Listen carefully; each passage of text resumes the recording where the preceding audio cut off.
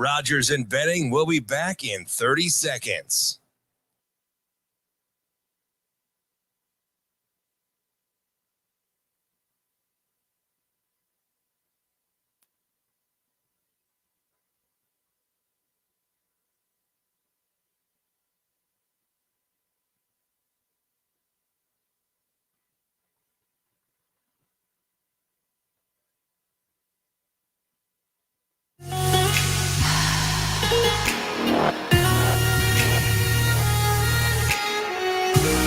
Coffee and Cream on Hail Varsity Radio with Andrew Rogers and Damon Benning.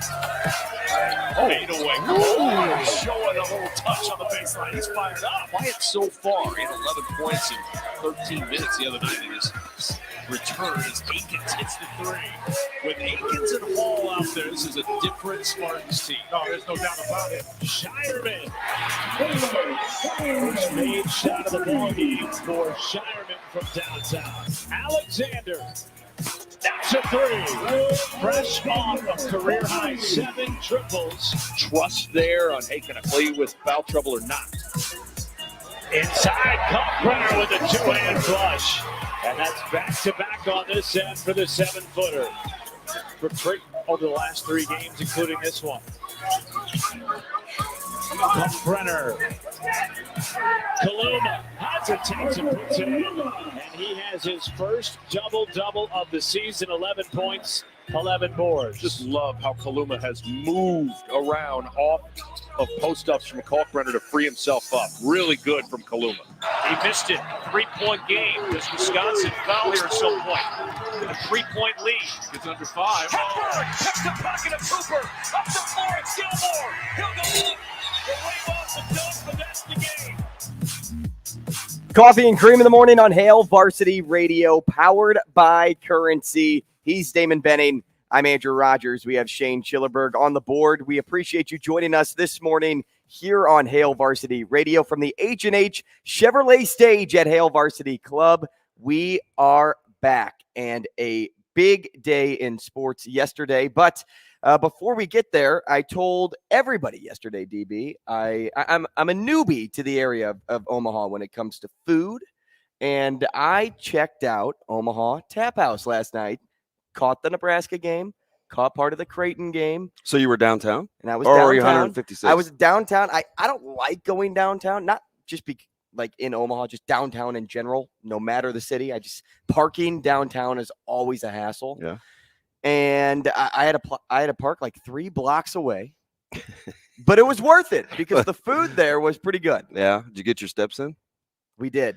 Ashley and I both got our walk-in. Mary Kate and Ashley. We were basically on Old Market. Well, a lot of you can't go wrong. There's a lot of good places. I was just downtown last week, and one of my buddy lives downtown, so that helps things. But there's one place downtown that I still have to get to, even though I know it's a chain, and that McDonald's. That is Texas de Brazil. Oh, different one.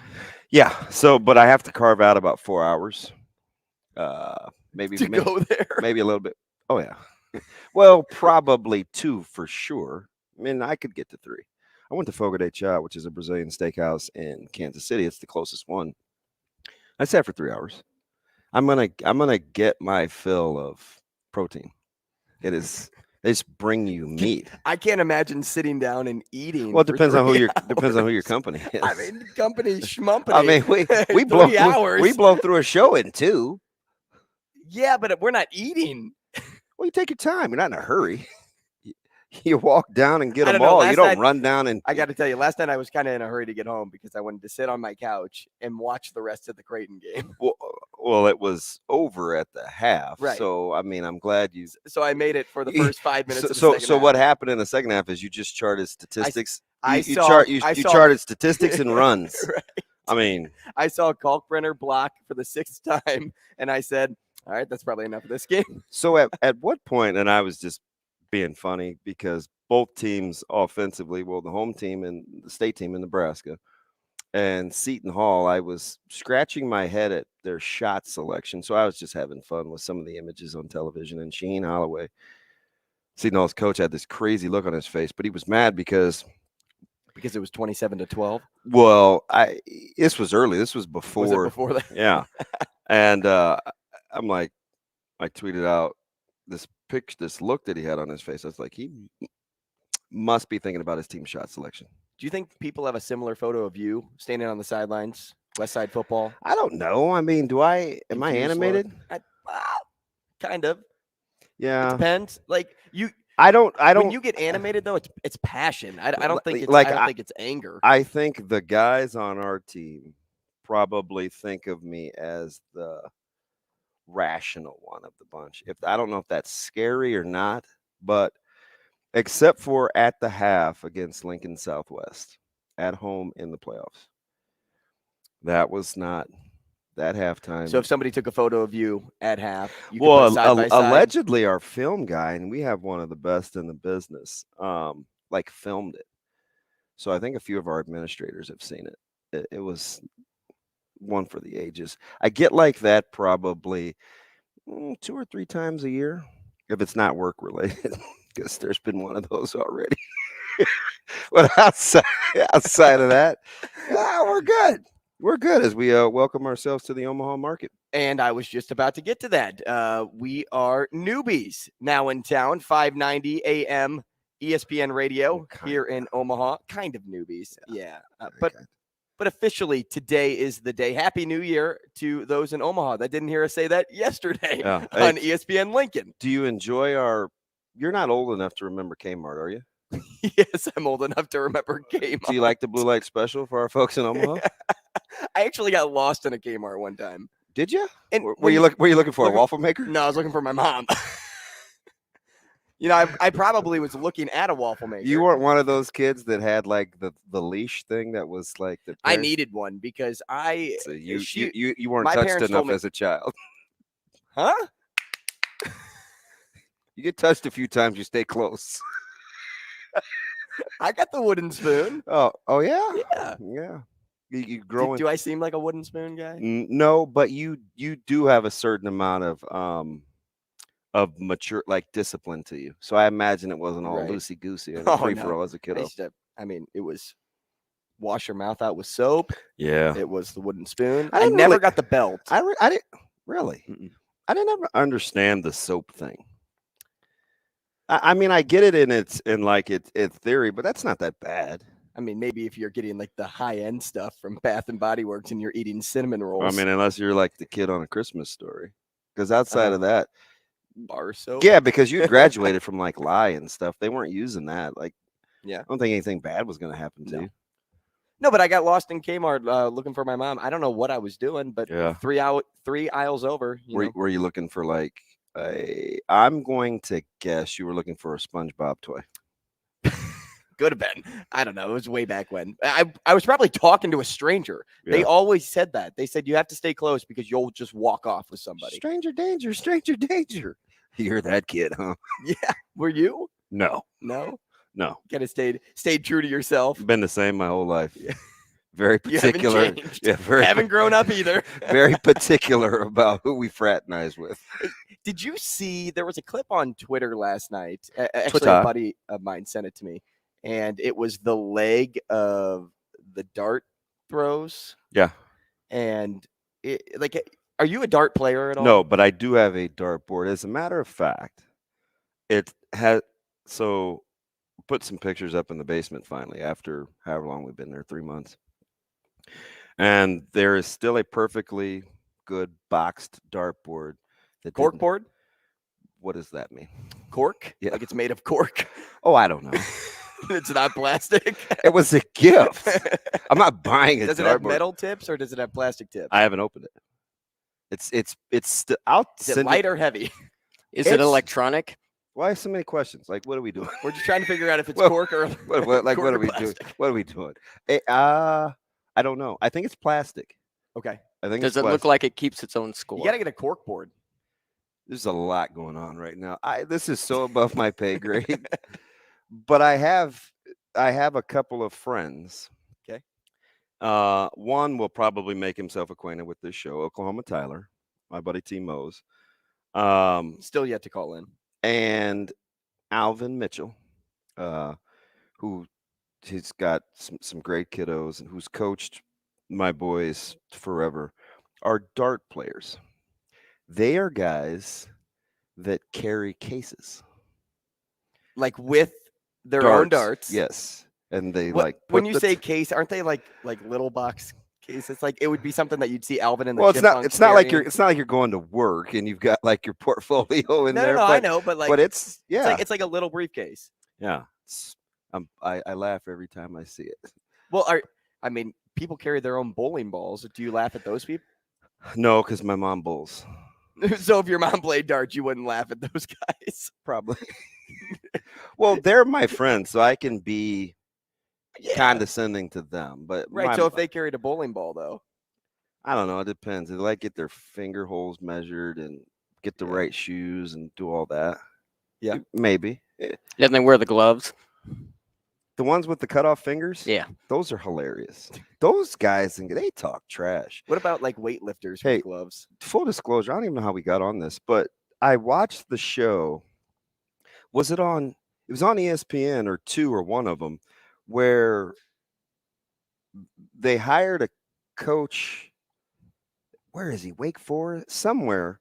They hired a bowling coach like on a humbug, and he started out with like 3 girls. And now they win national championships. And they talked about the turning point. It was when they competed against Nebraska. This was don't ask me why. Like a 30 for 30? It's kind of like that. Maybe it was like SEC story. You know what it was? I think it was Vanderbilt. Because I think it was SEC storied or something like that. I think it was Vanderbilt. And I don't know if I want to work that hard. I'll practice football. I'll try to hit. I'll do what I've been doing for the past 25 years. I'll try to hit a baseball before I try to understand curve and pockets and things like that. But darts appear to be all the craze. Why is everybody talking about darts? This is a sports show. I mean, it's cool. Darts are? Well, did you the run that they went on? Do you know how hard it is to hit 20 9 times in a row? I can imagine, but the guy didn't. 20 the guys don't appear to be trying very hard. He's just people probably thought about that with you with football. He's not trying very hard, but that's because you're good at it, DB. That is a true skill. Darts? Yes. Yeah. It's muscle memory too. That's a skill. It's very finite. And when you have eyesight like this, you don't do darts. Farsighted? What is it when this is weird because there's a lot of things that I apparently don't come across as being very smart about. Well, I didn't know what a homonym was. Cork versus, by the way, welcome to Amazing Daniel. He's funny. Be very leery of him on Twitter. What did he say? He was talking about the whole homonyms discussion. He looked up. No, but he was also on your side, remember, with the musical thing, going to watch musicals. See, I like him. Well, he's a musician. I'll talk music then, and just to stay on his good side. No, I don't talking about that. So what is it? So what happens is I can't see close up. So would that make me farsighted? Because isn't it the opposite?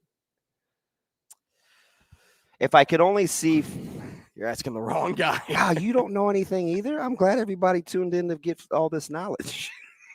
I don't know why I brought up farsighted if I didn't know what it meant. Yeah. So whatever it is, I struggle close up. See, I do things like this. Yes, it's opposite. Okay. So if they are relatively close to the eyes, you have trouble seeing it. Yeah. Well, that's me. That's why I write in pencil. You gonna make fun of that too again? Look, it's not mechanical. Well, I know. I said DB's the only guy that I know that still uses a literal pencil. Do you know at Westside in the coach's office, we still have an old school pencil sharpener? Most schools do. Really? Yeah.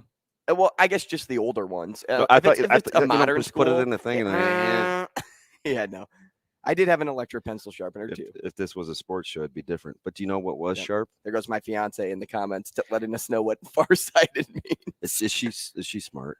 Well, smarter than I am, obviously. Well, it's varying degrees. She's gonna marry me. She's super smart. Questionable. Questionable. There's a funny story that I told in my former life about eyesight and vision, and it didn't turn out so well for me, so I'll never get my eyes fixed. I'll fill you in on that later. Do you want the Cliff Notes version? Yeah, give me the Cliff Notes. So you know what? Spark Notes was my best friend in high school, so be my Spark Notes. So full disclosure, when I got divorced, I had this endorsement with an eye company around town, but I'm very afraid to have my eyes touched, right? Like I probably need to go see an optometrist, but I haven't done that for years, right? So I just buy cheap readers, or people give me cheap readers from Walgreens, and I manage. White Elephant gift a couple years ago, I got some nice readers, but anyway, I rapidly digress. So they wanted to do this deal, and I was like, no, I'm not doing it. And they wanted a Nebraska athlete. I was like, oh, shoot, man. My wife at the time played soccer. She's fantastic. Played for the Canadian national team, whatever. And she was like a 4.75 deficit, like in the 5. She couldn't see. So I was like, oh, You'd be perfect for this. Yeah, you'd be perfect. Use her. Yeah, about a month after the surgery, she's like, yeah, I don't think we should do this anymore. And I was like, oh, so the running joke amongst my friends was she finally could see what a bad guy was. That's funny. Nice. Yeah, it's because you made fun of him for throwing darts. What? That's what we're on this morning already? Whose team are you on? I feel like the parent that said, I brought you into this world. I can take you and right I'll take you out. Yeah. He came with me, right? He should be taking care of me. I think he just likes me more. But he has worked with you in this capacity longer. Yeah, but I think the relationship from way back when carries further. Well, and I think Shane would say the same thing. Does he? Well, you know what I say.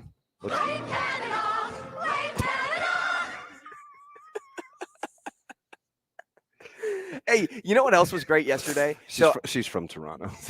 So I'm sitting at dinner, and you're watching Nebraska at about the 12-minute mark miss every shot. I am, and so I direct my attention to my phone because my ESPN alerts are just going off left and right. That sounded like the beginning to Brass Monkey. Brass Monkey. Everything back to music.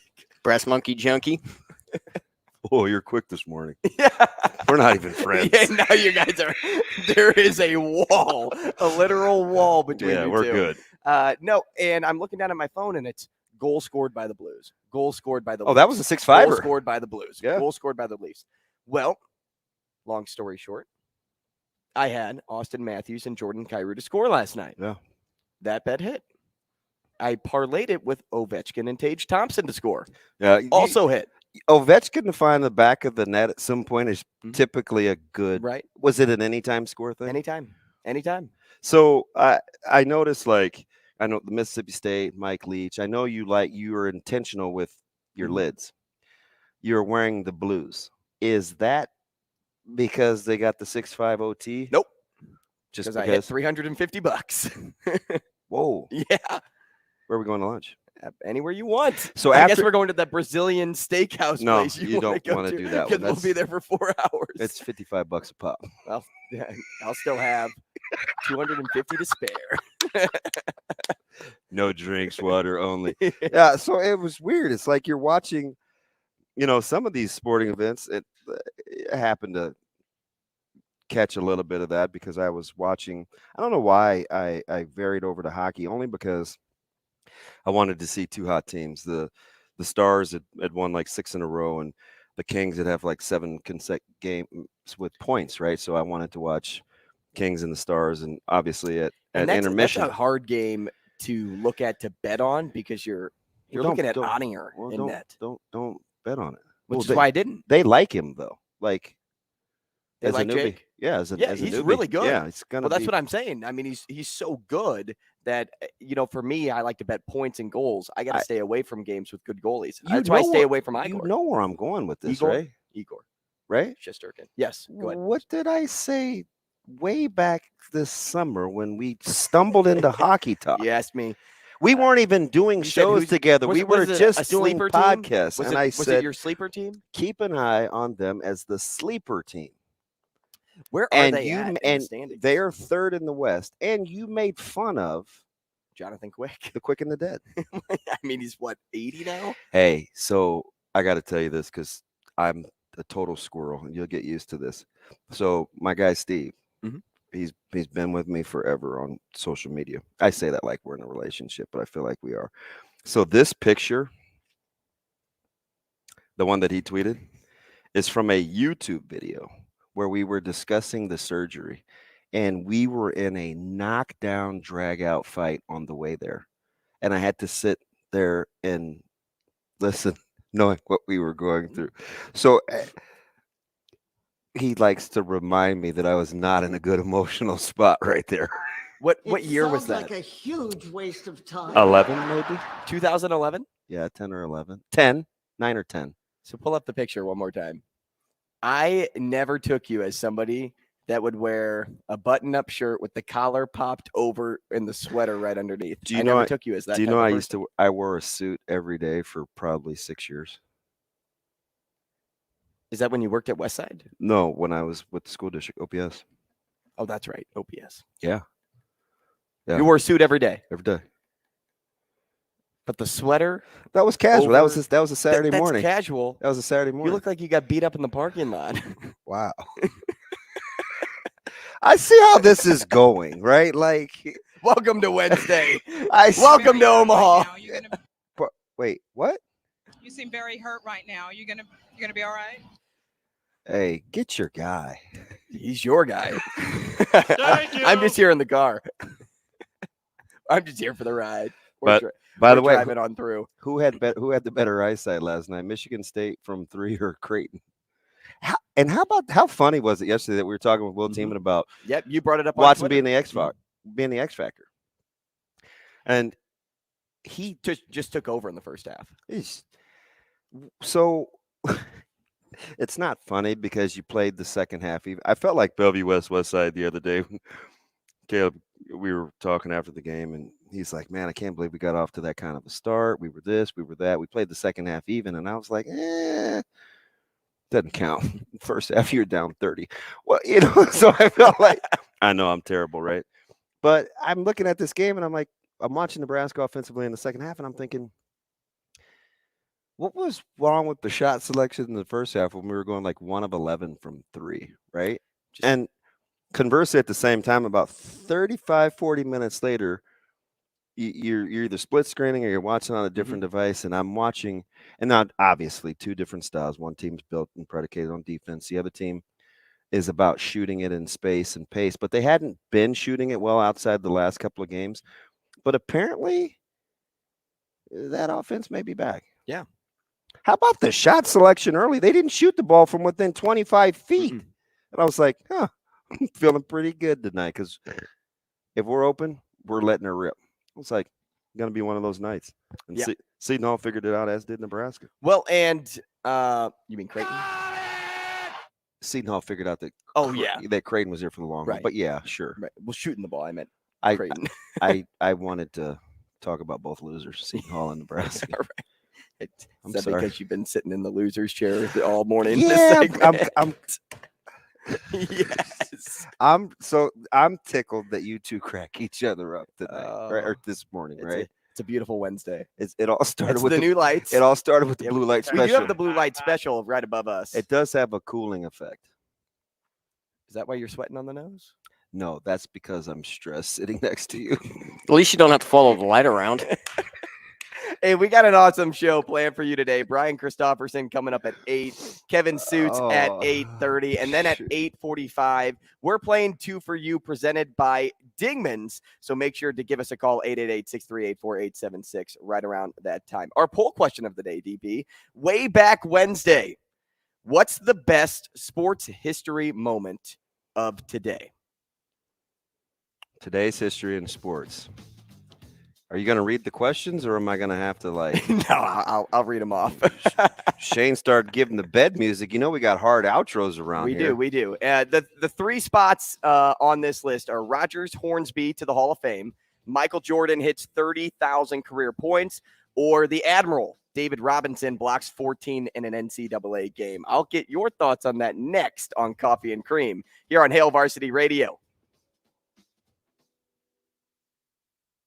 Rogers and Benning will be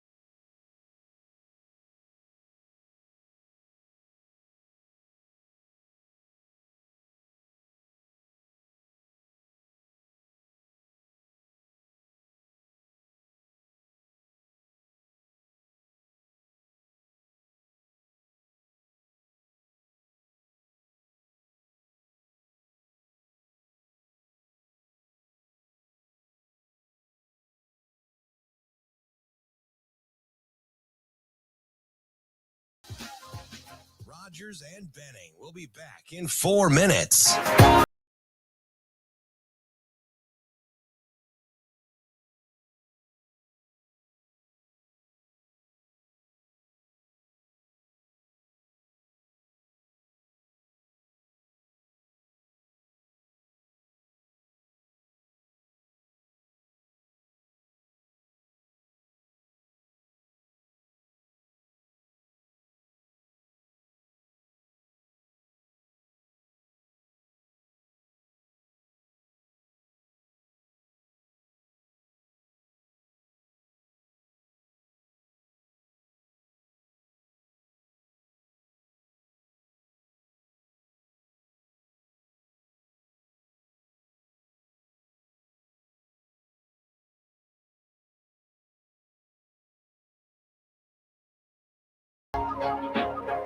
Rogers and Benning will be back in 3 minutes.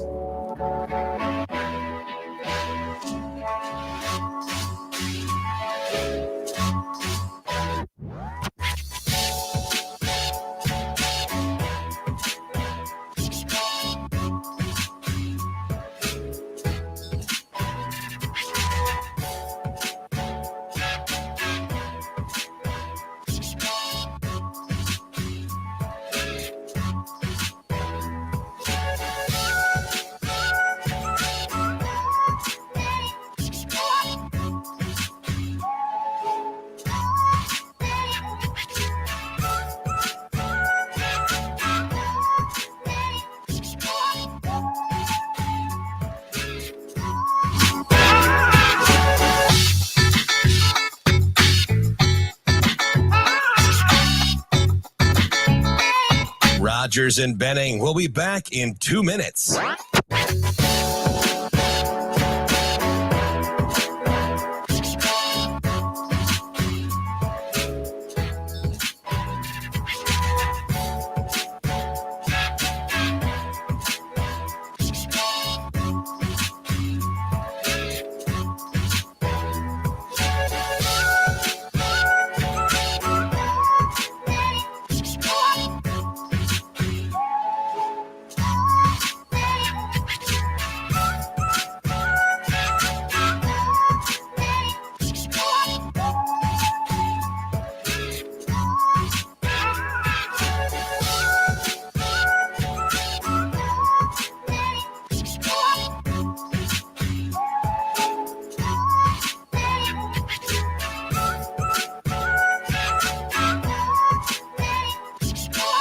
Rogers and Benning will be back in 1 minute.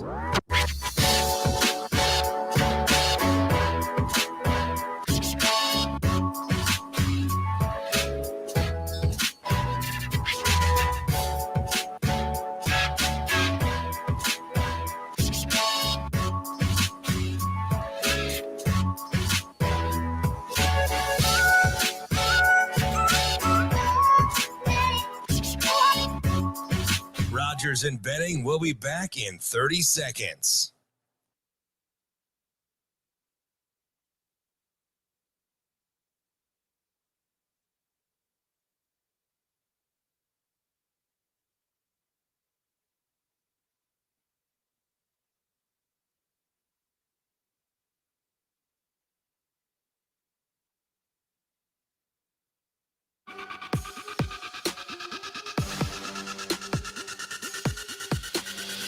Coffee and Cream with Rogers and Benning on Hail Varsity Radio.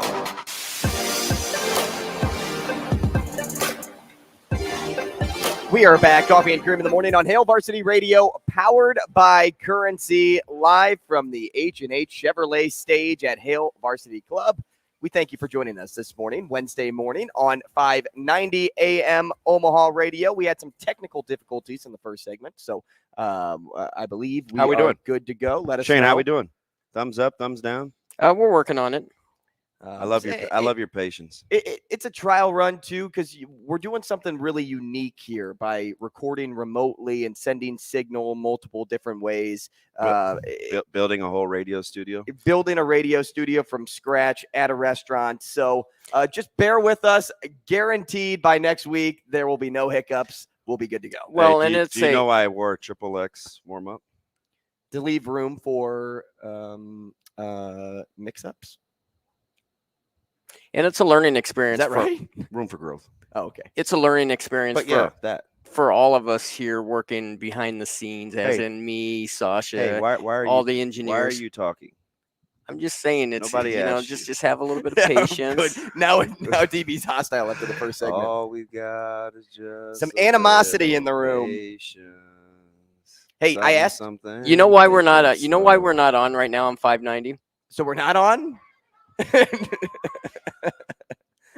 So we are on, or we're not on. This dude is killing. We're on me. 590. We're on 1480 still in Lincoln. You can catch us on YouTube. Hit us up. Let us know what you think of the show. If you have a comment, a question, we'll get to those. 888 I have plenty of comments. 4876 is the phone number. Comment on this for me, DB, because I asked you this going into the break, because I wanted to come up with a more unique poll question, something that I haven't done before. And I came up with, hey, let's go to this moment in history, and then grab 3 of the best that I saw on the list and throw them on a page, see what people thought. It's definitely not Hornsby. Way back Wednesday, what's the best sports moment of the day? Were you in Bruce history? Hornsby in the range guy? Before me. Wow, you have an old soul too. I figured you'd be all in on Bruce Yeah. Hornsby. Shane, you're a Bruce Hornsby guy, right? You know, when you were at Kmart there, Andrew, you probably heard it over the radio. Yep. Did I? Yeah. Was it like cutting in and out too? Hey, Probably. that's probably accurate. While you're running around getting your blue light. That's well played, little dude. Well played. You know what I'm going to take? It's MJ 30K career points for DB.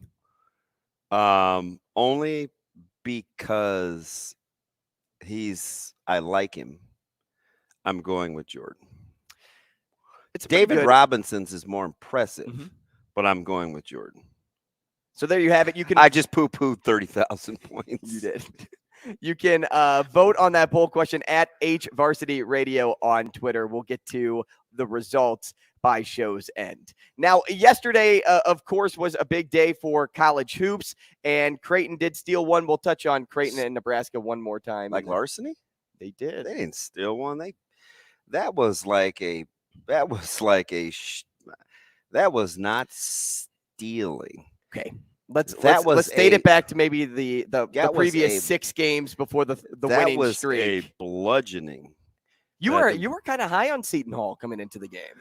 I like the way that they were playing, because I felt like they would try to be physical with Creighton, and just too much space. Last night was one of those games where you were watching it where you felt like the court was exceptionally wide and exceptionally long.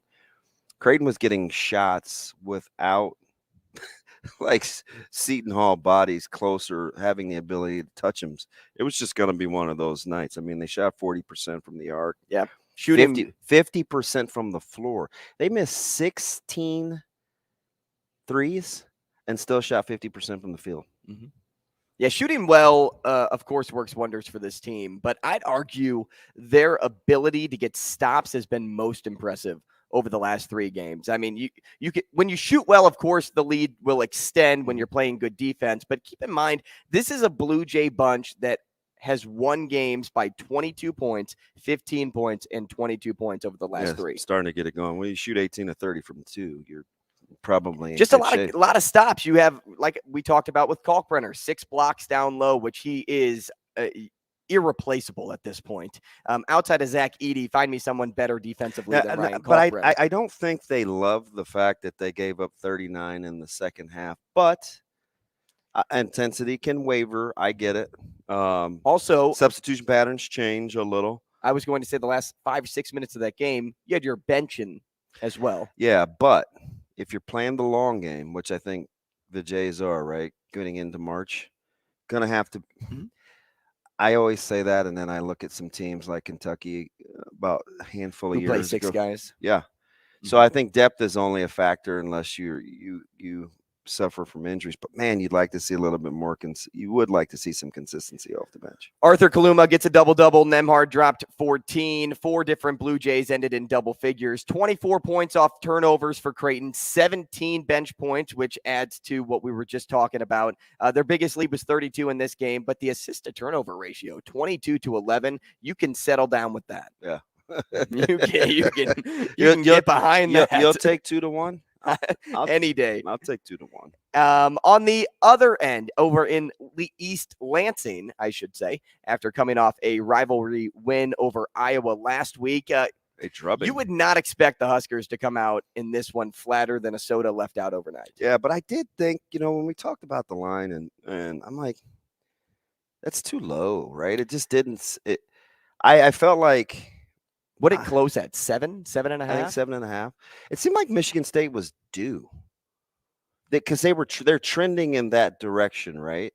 And I get it. It was the last one against Buffalo before Christmas, and so you're like, yeah, maybe. Although Buffalo did steal a win last night in the MAC, so I say all that to say, I felt like Nebraska defensively would give themselves a better chance than that.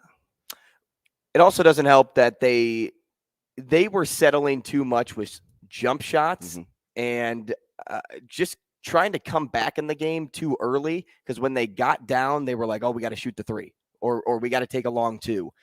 They weren't doing their bread and butter, which is getting to the rack, finding Derek Walker down low, Griesel backing down defenders. Backdoor cuts were working early on in the first 10 minutes, but you went away from that when you started losing your lead. So all in all, this is a team that, yes, defensively, you would have thought they would be better, but it also doesn't help that they weren't scoring the basketball. And I think it was pretty much over in the about Halftime? 12 minutes to go. No, about 12 minutes to go in the first half, right? Because I think that was about the time Tyson Walker took over, and they went on the 28-6 run because it was 11-11. And it didn't matter where he shot from the floor. Right? He could have launched from half court. And do we realize that, like, at the 12-minute mark, it was tied? Yeah. And then 22 points. Yeah, 22-point different. Yeah, but 28-6 run. Yep. Yeah, so, I mean, that was like. Oh, yeah, 24-9 assist-to-turnover ratio for the Spartans, and they ended the half on a 23-4 run. Did Nebraska end in single-digit turnovers? You thought that they maybe would have been a little loose with the ball, but I think they only had 8 or 9 turnovers. You're right when you say that. Problem is they only had 10 assists. That number I know for sure. So it's like you're looking 9. Ended with 9 turnovers. 9 turnovers. Single digits you'll typically take on the road, but you'd think that number would be higher, suffering a blowout loss. But you just couldn't get enough stops. Your offense got it going in the second half, but defensively, yeesh. They were just non-existent on the glass too. Out-rebounded 46-29, allowing 14 offensive boards in this game. Which is roughly what about?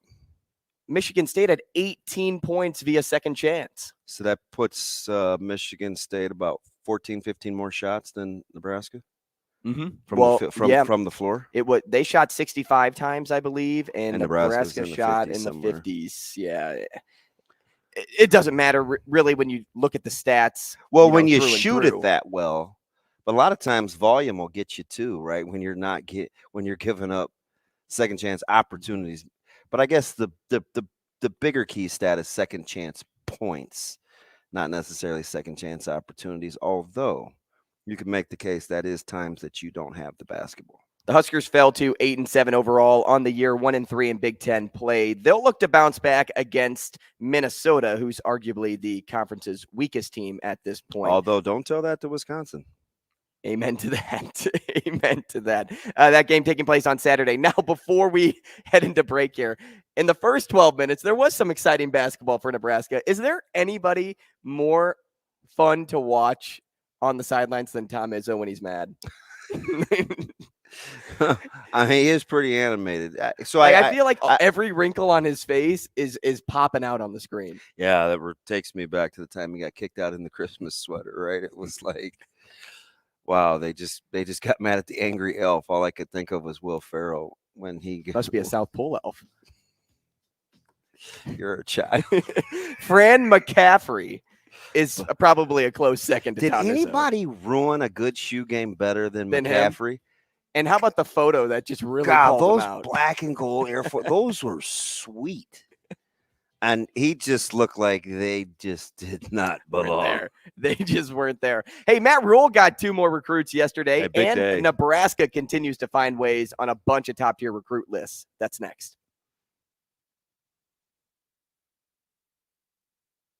Rogers and Benning will be back in 4 minutes.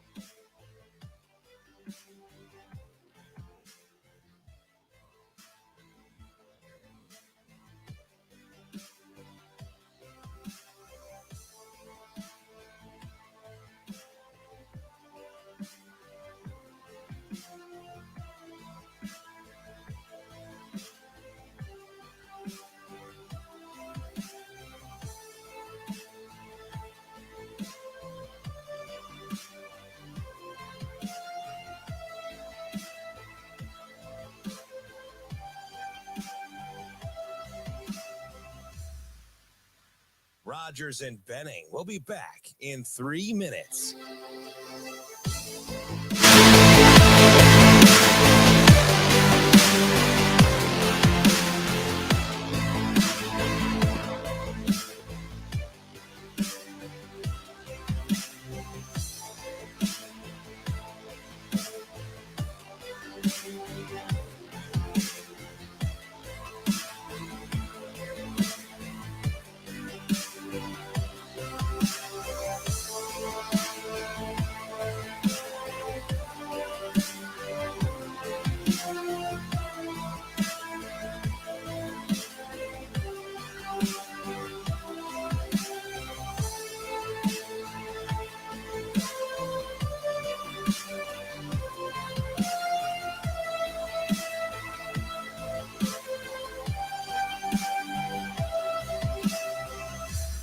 Rogers and Benning will be back in 2 minutes.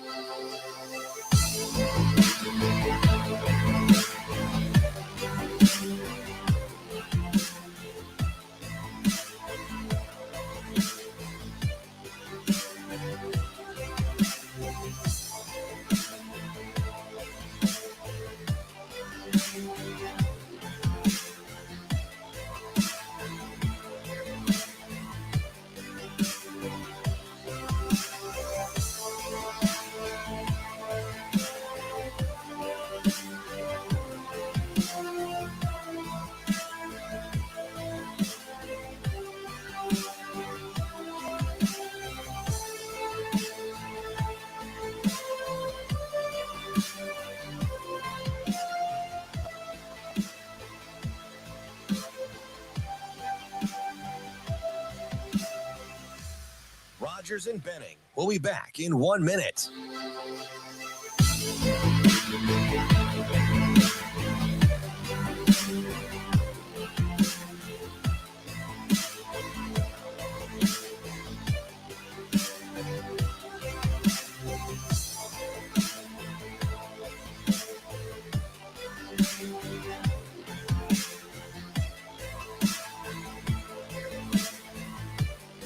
Rogers and Benning will be back in 30 seconds.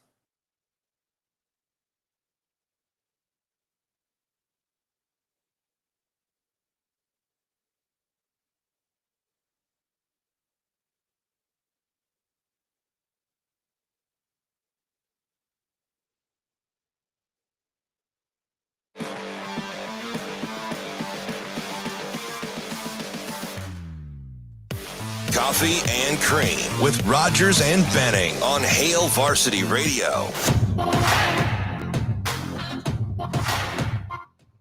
Hey, back with you on Hail Varsity Radio. It's Coffee and Cream in the morning, powered by Currency, live from the H&H Chevrolet stage at Hail Varsity Club. My friend DB and I are back to share our thoughts about Nebraska recruiting and the work that they did yesterday, in particular at the Under Armour All-America game. But if before we get to those points, if you want to get involved in the show, give us a call, 888-638 4876. You can send us a message on Twitter.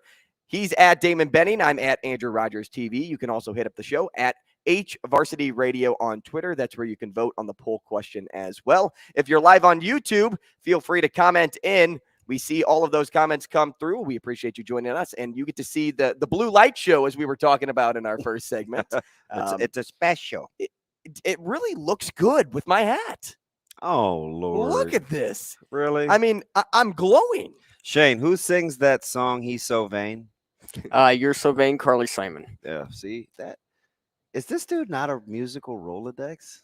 That's a And great song. I love that song. Didn't you say Carly Simon? Yeah, it's a girl. I was going to say, you said it was a guy. Like, It's what probably, guy sang that song? No, I said group. Oh, you said group. I don't know. it's been- Shane probably. But he regardless, he She's- changed it to she's the female and original. exact one. She's the original, but it's probably been done a bunch of times. So there could have been a guy. There could have been a group that have done it. It's probably been done multiple times. Like Africa, You're so Toto's Africa. Has that been redone?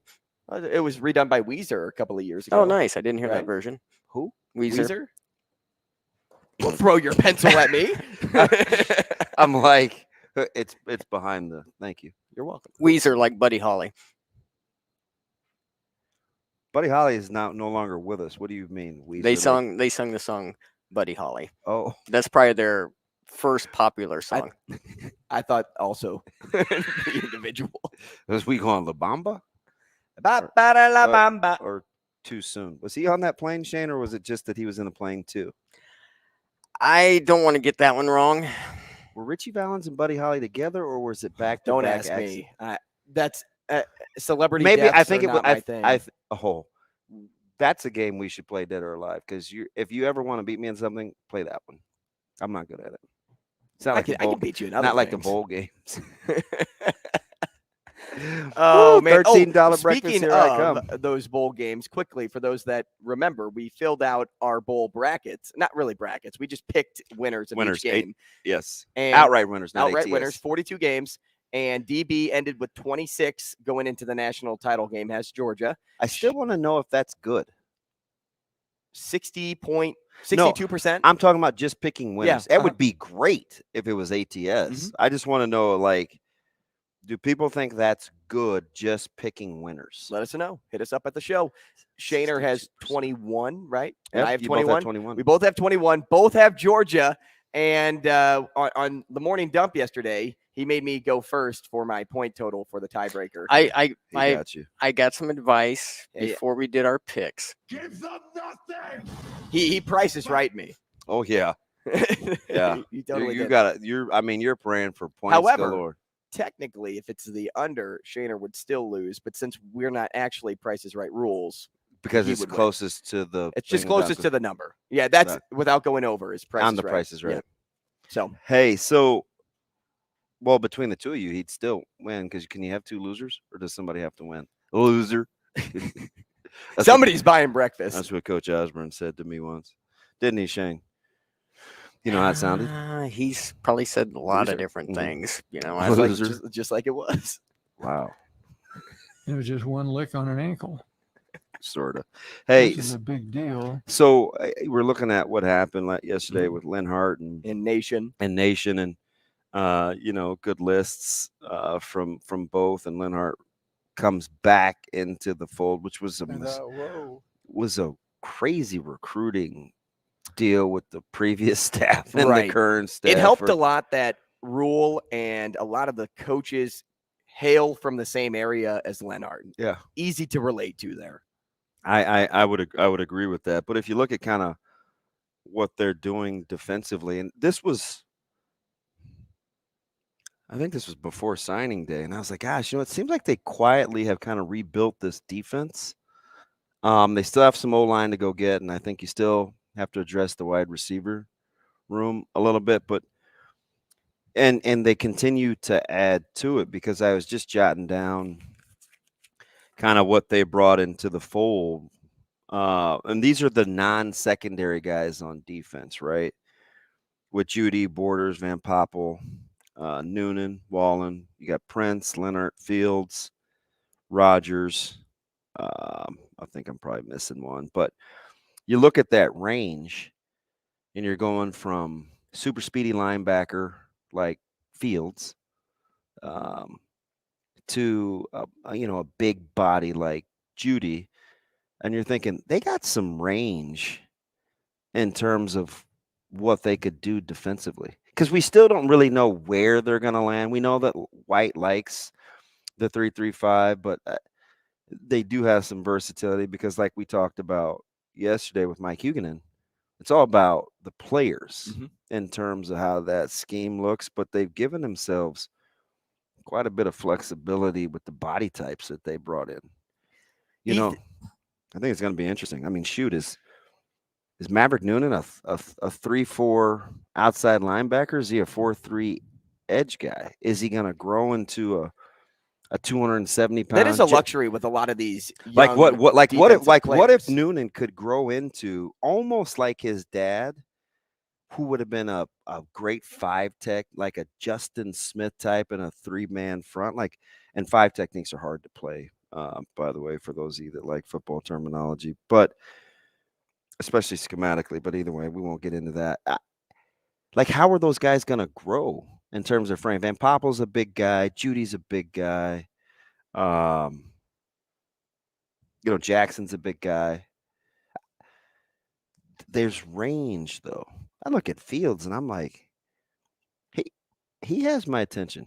Under recruited, no stars. You watch his film and you're like, I don't know if it was academic. I don't even want to throw out if it was academics, because I don't want to paint a kid in a bad light if he was fine academically. Could have had a 3.5 GPA for all you know. How was nobody recruiting Fields?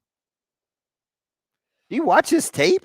That's the best thing about Matt Rule is he doesn't care. Oh, he doesn't care about the stars. He doesn't care about what other people have to say. Hey, you're not kidding.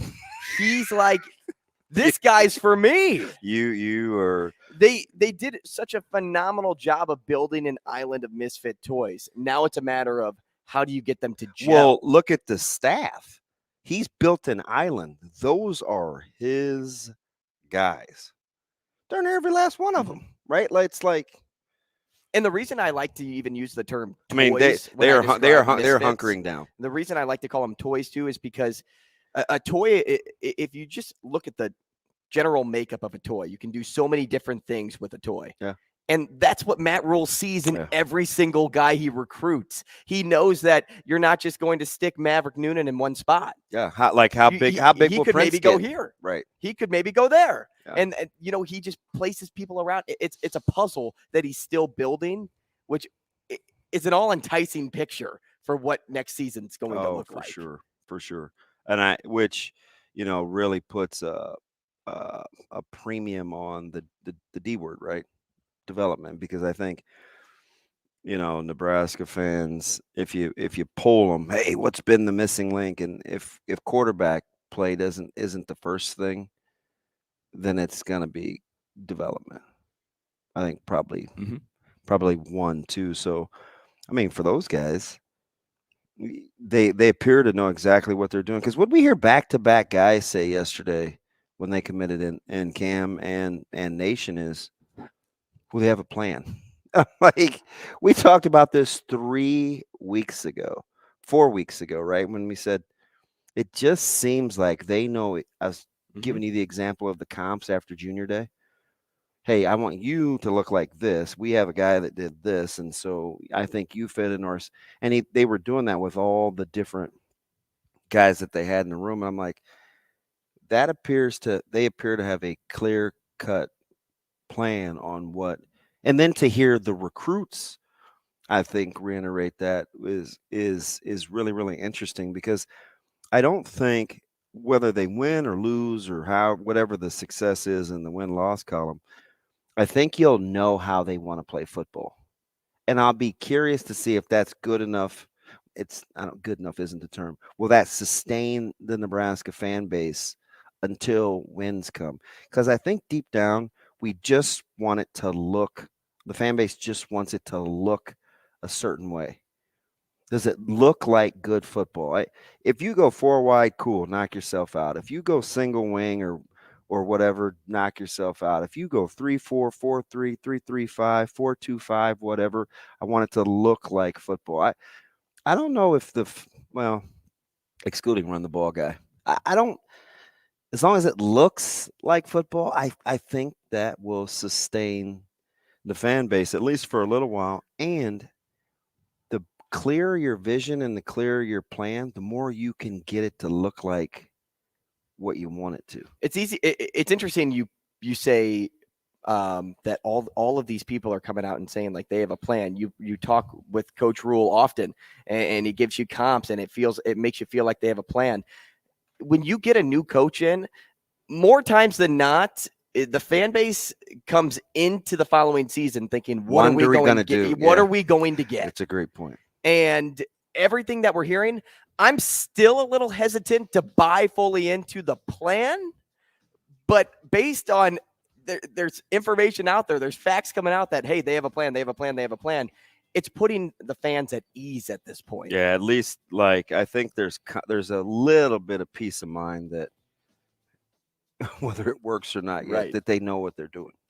And Brian Christopherson can touch on that more next because we're talking to him. He's the senior writer for Husker247.com. Next on Coffee and Cream. Rogers and Benning will be back in 4 minutes.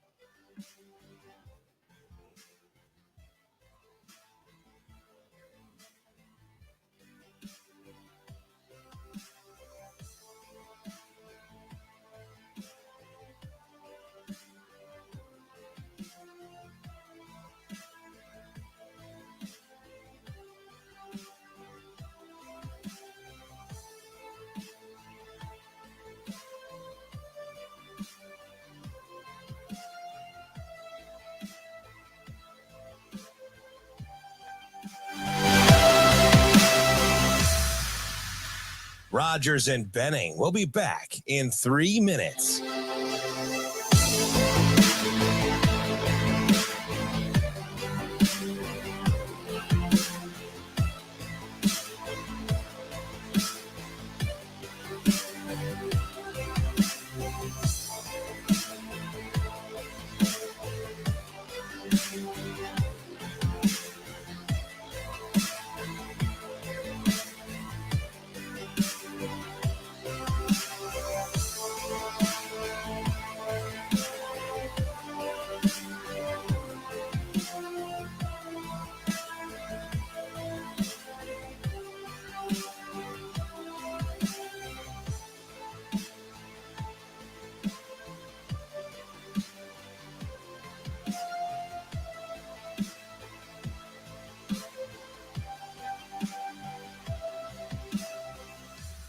Rogers and Benning will be back in 2 minutes.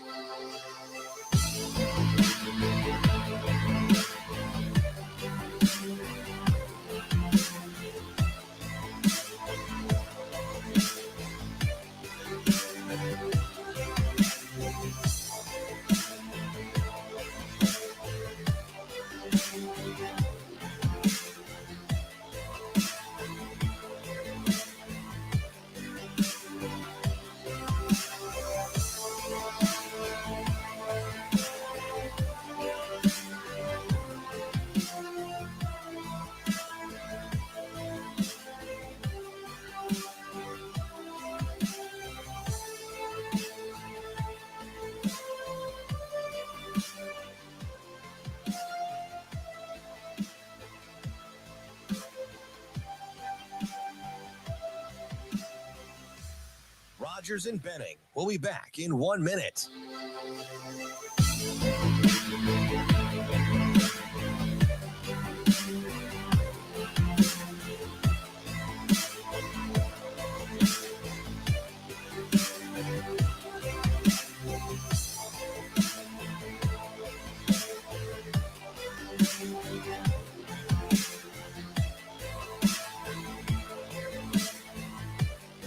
Rogers and Benning will be back in 30 seconds.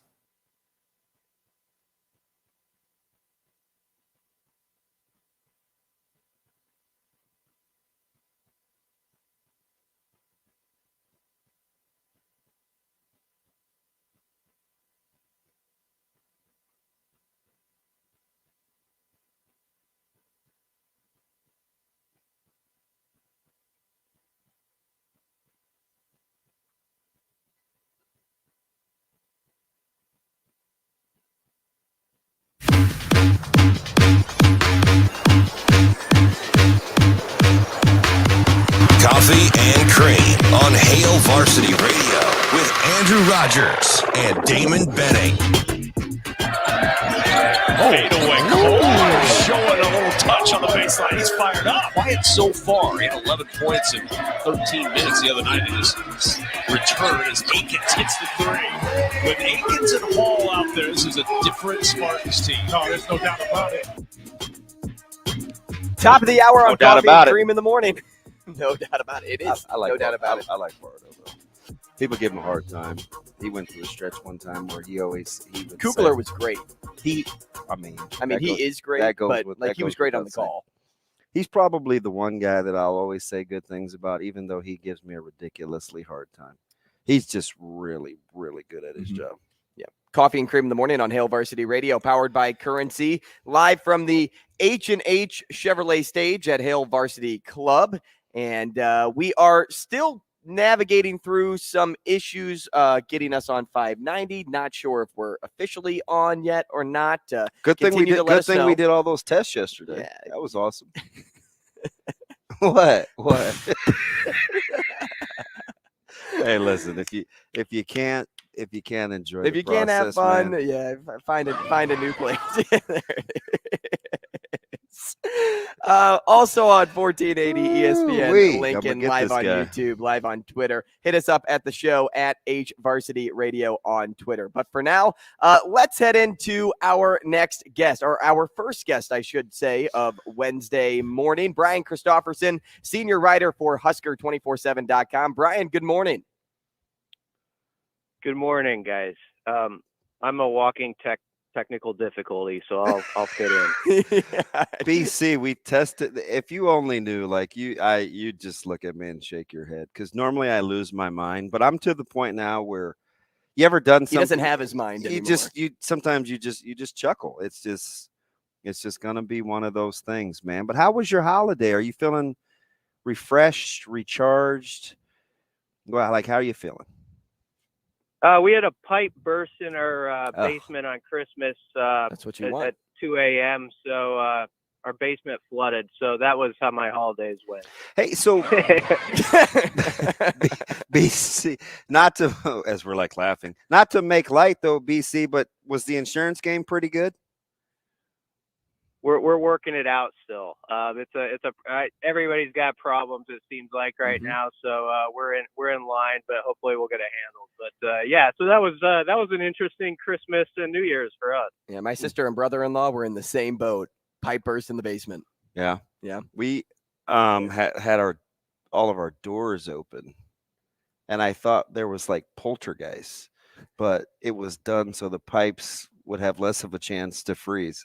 I'd never heard of that before. Interesting. But in the basement, I don't think that's an option. I think it just is what it is. Yeah. Right? BC, surprised. Most folks had it crystal balled. I think people thought Nation was going to be part of Husker Nation. Cam was a fantastic recruiting story. I'll let you kind of reset that one. Good day for Nebraska all in all, though, wouldn't you say?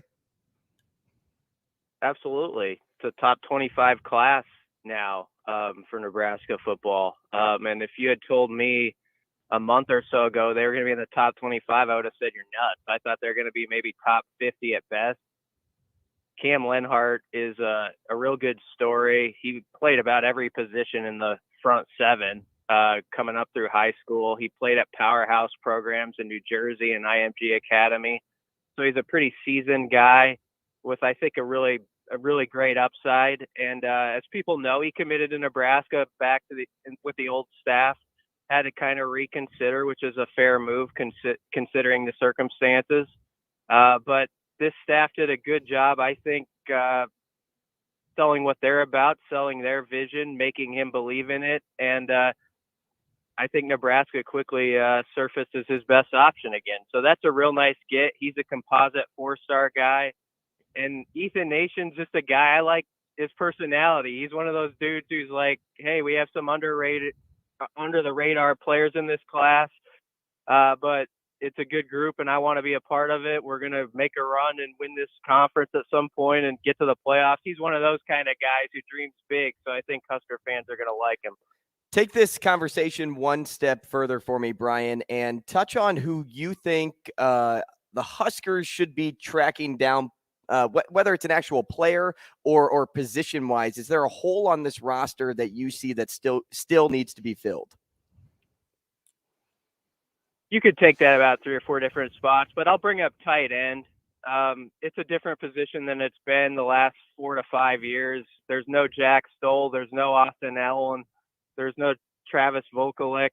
You don't have that senior guy who you're just like, okay, we're good at 1A at that position, and then you can build around it. Now, obviously, there's excitement to see if Thomas Fedone can get healthy and have a good offseason.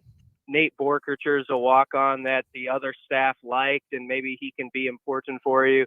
But I think that's a spot you kick the tires on anybody who's in the portal that looks like they can help and maybe try to add a veteran guy. So tight end's a spot that pops to my mind first, but you could really go to wide receiver and still find another guy or two they could use.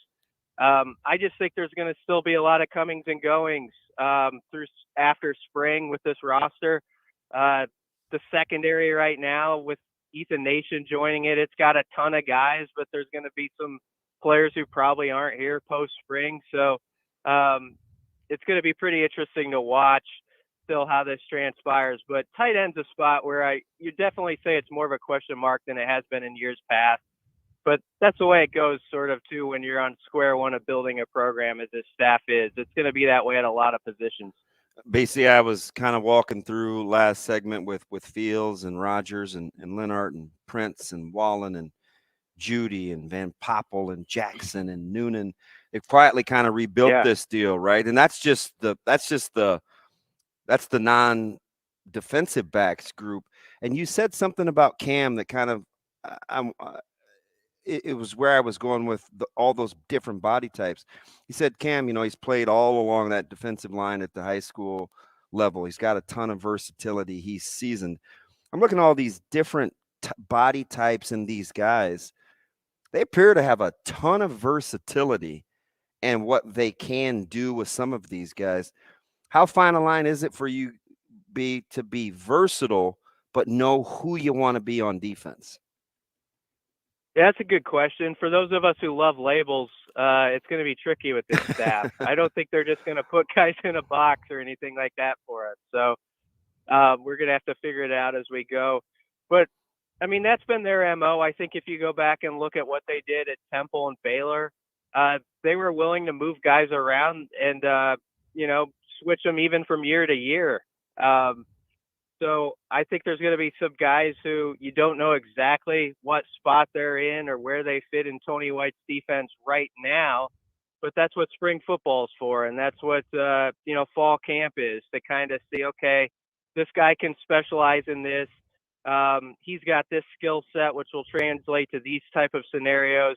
And we're going to have a lot of options. And if you also look at Matt Rule's background, he plays a lot of guys on defense. So he's going to have, I think, he's going to hope to build up a system of guys who you can plug them into different scenarios and they can really be effective in those specific, spots, maybe certain down and distance situations, things like that. So what they've done with the guys and the type of guys they have, and their versatility, it doesn't surprise me because it's what they've always done at their previous 2 spots. They've been exactly who we thought they would be, I think, in that way, recruiting wise.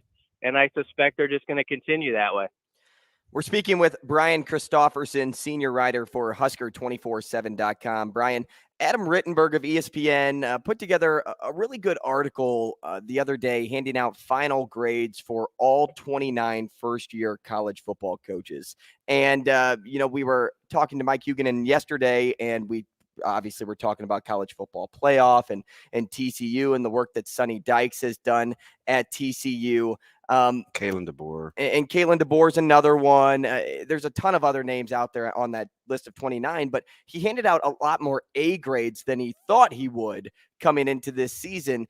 Going into next season, though, we always talk about expectation level for Matt Rule and the expectation for the time it takes to turn around a program. That's obviously not the way Matt Rule's built in 1 year to do that. And there's no reason to think that it's now 1 year to turn around a program.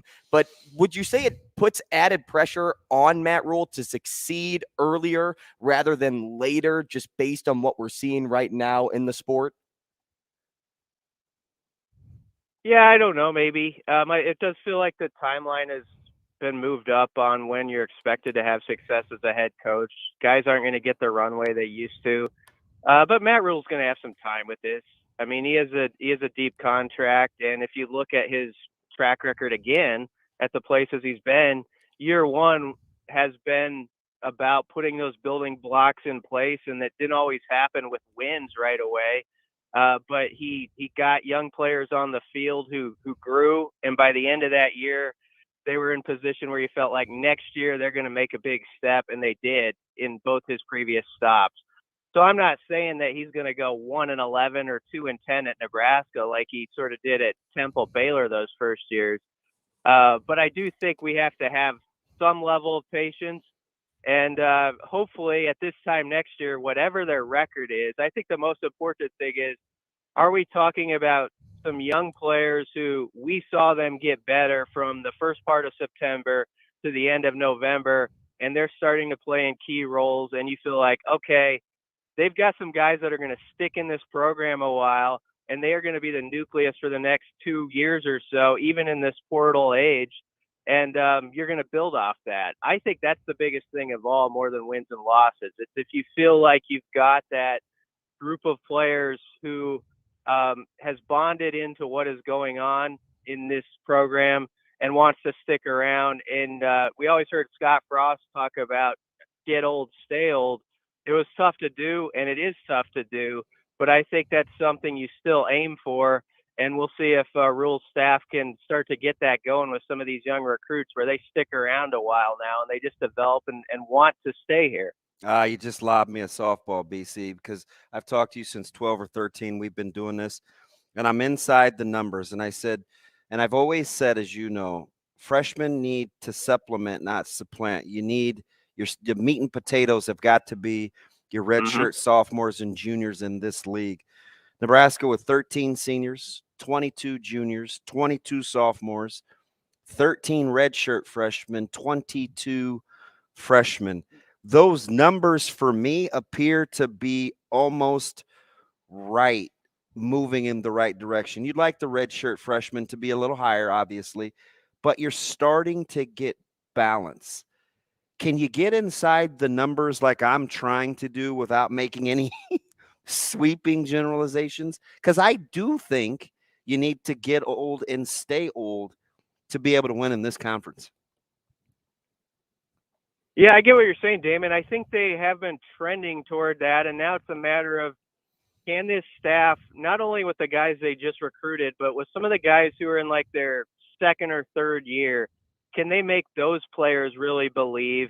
And they're here the next two to 3 years, and then 2 years we're talking about them as seniors, and this is a veteran squad and a real tough assignment for teams to deal with. I'm talking about guys like Javen Wright and guys like that who have been around 2 or 3 years, who you kind of think are on the cusp of being very important. They haven't been quite that yet, but they can be. They've played some college football, but not a ton of college football. And now this next year, you get them a little bit more. And then by 2024, I'm not dismissing what can happen this next fall, but by 2024, you do have kind of a veteran squad, even though it's only year 2 of Matt Rule. I do think that's a possibility if you look inside the numbers of this roster, and if they don't have a mass exodus of guys post-spring with the transfer portal. I do think some will leave, of course, but as long as you keep the guys you really need that have been around 2 or 3 years, this can be a team that becomes a veteran squad within a couple years, and that's I think where some hope can lie for Husker fans. It's interesting you say that real quick, because I'm just kind of in my head going through some of the body types, right? As these juniors that can be older, right? You got Javen Wright and Isaac Gifford and Snodgrass, and depending on what Henrich does, you got Hutmaker and Ty Robinson. Your offensive line is Benhart, Corcoran, Norelli, and Ethan Piper. Those are juniors, right? Like that's something, if you're kind of trying to get inside in terms of development, that's got to get you a little excited, at least for me, because that core group, a lot of those guys have contributed. Yeah, and it's also why I was talking earlier about we have to be patient with this next season, and I know Rule has had these years where he's won 1 or 2 games his first season at places while he's built. I think this team and the roster, as you kind of look inside of it a bit more, is more equipped to be, a team that can challenge for a bowl game or something like that. I don't want to get too out in front talking about next fall already, but there are enough guys who have played some college football that there is a foundation you can build if you can get those guys on the same page as your coaching staff, and you can go out a spring where you really feel like, okay, we know this staff is holding the same rope and we believe that, but are the players now holding that like the staff is, and they really have confidence in each other and vice versa? I think that's going to be a huge deal. And the guys you mentioned, the specific players, your Ty Robinsons, your Javen Wrights, young Malcolm Hartzog, who's not going to be young anymore or considered that by us. Those are the guys you really want to see buy in and become leaders in a hurry with this staff, and then feed those young guys, and then you build a cycle, and that continues year after year, where there's an expectation from the veterans to the young guys, and then those young guys become old, and they feed that to the next generation or next group that's coming in. This kind of snuck up on me, but I remember when Coach Rule said this. Remember, Drew Down, when he said, "Yeah, I'm not buying into this poor offensive line talk. We're going to be a good offensive line," and that caught everybody off guard, right? And he keeps Donnie Raiola, and I think a lot of those guys wanted Coach Raiola, so I'm riding with what the players feel is good, and I'm looking at the names, right? So you got Ben Scott, you got Piper, Norelli, Corcoran, Benhart, Prohaska coming back, Henry Lutoski. Who knows what you're going to get out of Justin Evans Jenkins as just a young guy, but those are 7, 8 names right there, where if they're better than they were a year ago, am I crazy to think you should feel good about that group? Is that a stretch? Because when I look at it on paper, that's a lot of mass and a lot of experience. I don't know. I like glass half full people, Damon. I mean, I like people that can look at it and say, like, yeah, there can be positivity here. And I think that's how you have to look at it as a staff. And that's how Matt Rule is looking at it with that group of guys. Having Newilly back is going to be huge. I mean, Nuri was one of their most consistent guys in 21. I get my years confused at this point. But in 21, when he was playing, he was one of their better guys in the front 5. So having him back on the interior, I think, will be big. And if Teddy Prohaska can have a season where he goes into it and you feel like he fully recovered and got some good practice time, he's got a great skill set and a lot of potential at that tackle spot. We haven't seen him be able to take on a full season with good health yet, so that's the main thing there. If there is a silver lining to the injury he suffered last year, I was a little worried about his previous setback from 21 still. And so I think it has allowed him time to recover from both injuries, and hopefully he comes back and is pretty motivated and you get a lot out of him. If you do, you are feeling a lot better right there about your O-line. If you got your left tackle handled and Nuri's there and then Ben Scott, that's 3 out of the 5 spots right there. And that's 7 to make 5. right? I think in this day and age of such shoddy offensive line play in college football, that doesn't give me the willies. I could kind of rest in that a little bit, and I don't think that's being a homer. No, it's not. I mean, there's possibilities there. And Piper, despite them struggling up front last fall, Hey, I he think got Piper better. individually got better. He got better. Yeah. I'm with you. He got better. So, I mean, he's a guy that whether he starts or not, let them sort that out, but he can be in your rotation. And that's what we always talk about around here. And it sort of ends up fantasy land of like they're actually going to have 7 or 8 guys. But that I think you shoot for that. I mean, you hope you have that. And guys like Piper and getting Ben Scott was huge, by the way. I mean, you got a guy who has center experience. You can put him in where Hickson was. You don't have to fool around all off season trying to figure out who your center is. That right there should give a lot more peace of mind to that coaching staff, at least going into spring. BC, I've got one last thing for you. That's just me. DB, fire away after this. But you guys are talking a lot about experience, both offensively and defensively. And it gets me thinking of how you can keep building toward that experience. And a big name that started to hit the transfer portal yesterday was Javonte Jean-Baptiste out of Ohio State, and how there was previous connection to Nebraska. Is that a name? Is that a guy that you think that Nebraska could go after? Or do you think that should just be avoided as of right now? Yeah, I'd kick the tires on it and see where you get with it. I mean, he's been brought up because he really was leaning Nebraska at one point in his recruitment out of high school. So you've got a guy who's already familiar with what the program's about. Sure, it's a new staff he would have to get to know and all that and see if he fits.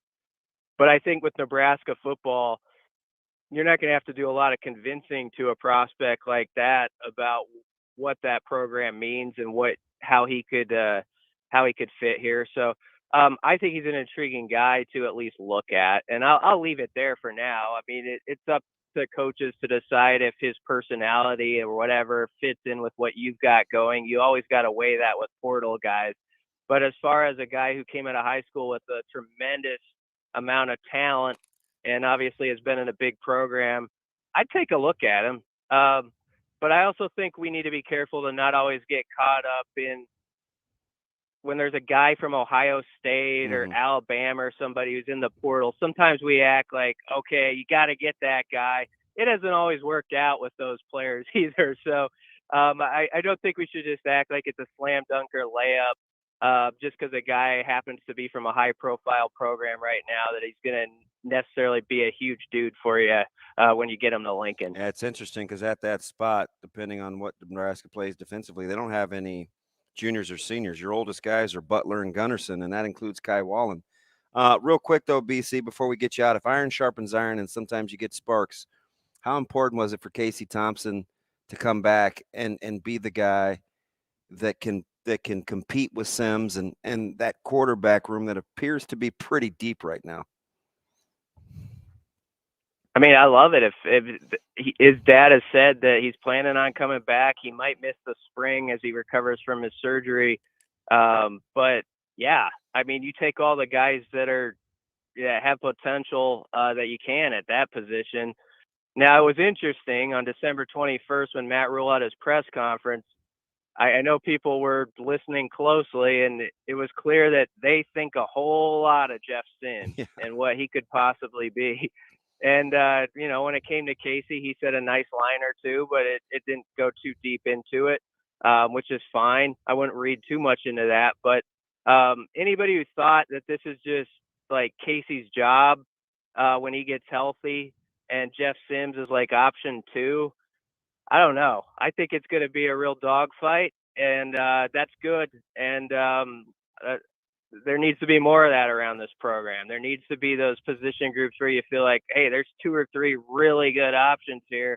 It's going to be tough to decide. And somebody who's second on that line is someone we're still going to feel good about. So hopefully that plays out like it looks like it might. Brian, you're the man. We appreciate your time. Thanks, guys. Thanks, B. We will talk to you next week. Brian Christopherson, senior writer for Husker247.com. Toss him a follow on Twitter at Husker247BC. Coming up next, our good friend Kevin Sjuts, also in the Lincoln area. We'll talk to him on Coffee and Cream here on Hail Varsity Radio.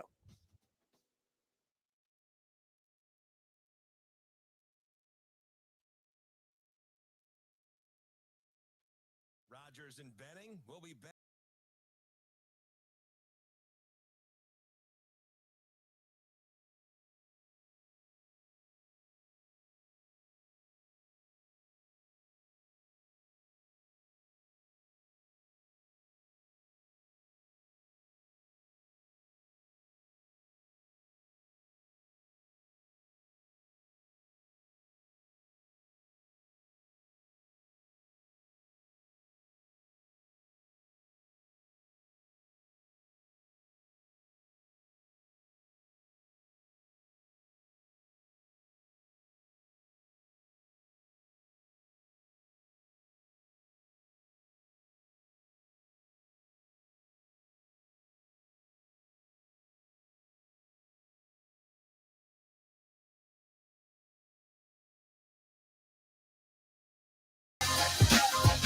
Rogers and Benning will be back in 4 minutes.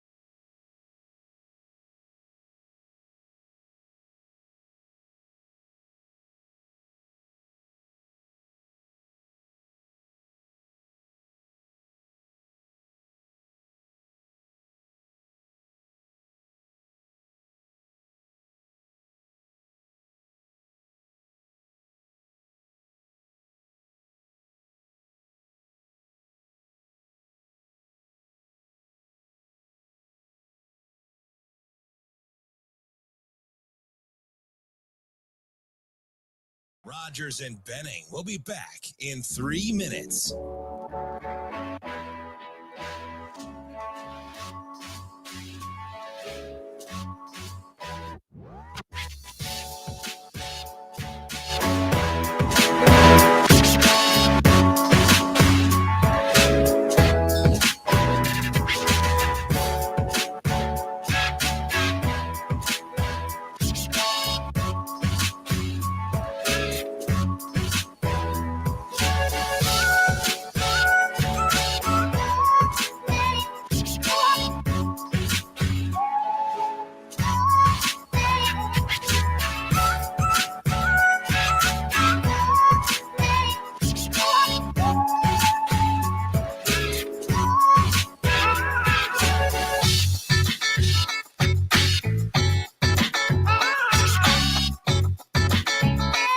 Rogers and Benning will be back in 2 minutes.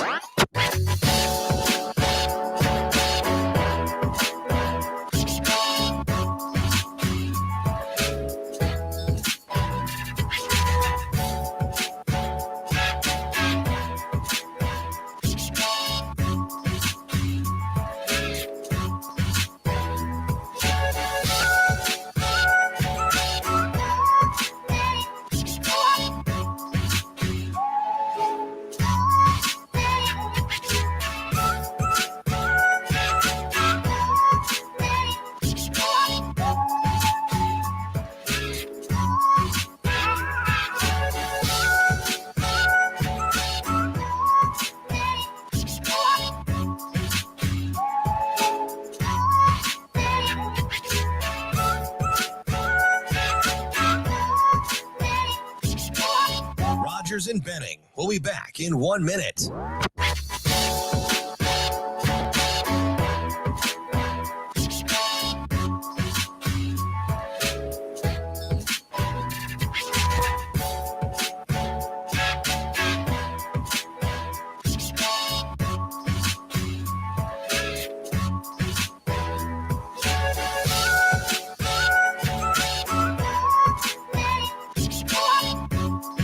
Rogers and Benning will be back in 30 seconds.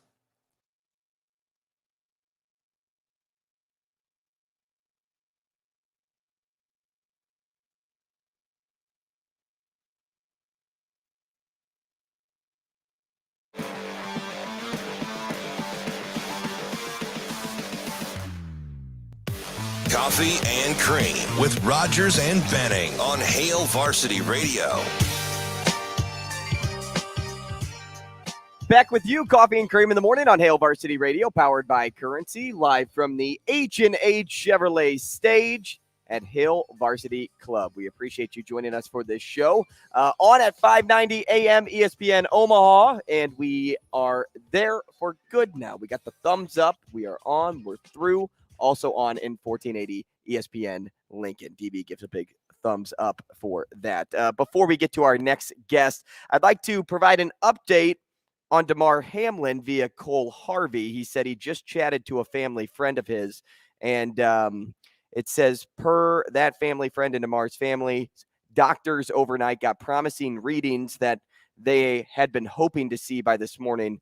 He couldn't go into specifics, but progress appears to be made. So that update coming out just 4 minutes ago from Cole Harvey, the ESPN reporter that's been outside the hospital for the last 48 hours.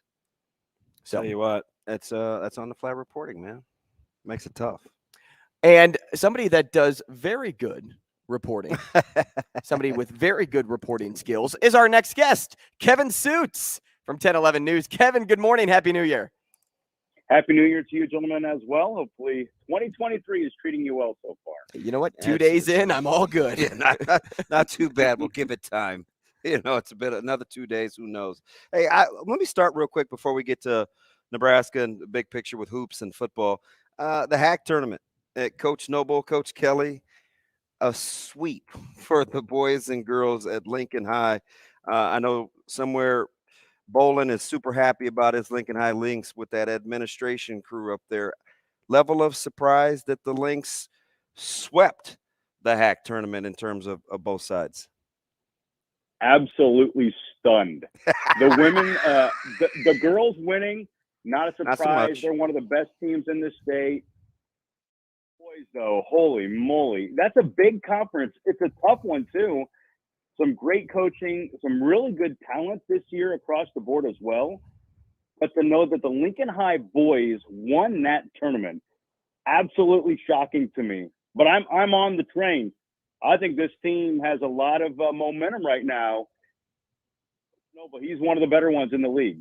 Yeah, Coach Noble, this got to be quite a turnaround, man. He's getting Garrett Jr. and those guys to play well. They're long, right? But the one that got my attention, see, I think Southwest is dangerous, right? Everybody, they got a ton of options, and Love Jr. and Ryland Smith, and, Fraggy is athletic. When you're looking at kind of when the dust settles, do you think Lincoln High is built for the long term? That's a great question, DB. I'm gonna say I don't know right now. Let me see the next couple of weeks, because Lincoln High's schedule plays out that they continue city play over the next week and a half. So we'll still learn, how much did that Hack tournament take out of them? I would lean to say Southwest may still be the best team in the city. I think Southeast is incredibly dangerous in the postseason because of the defense they play and having Bangot Dak at the front of that trapping zone. I mean, he's going to be a matchup problem for anybody who gets them in the postseason.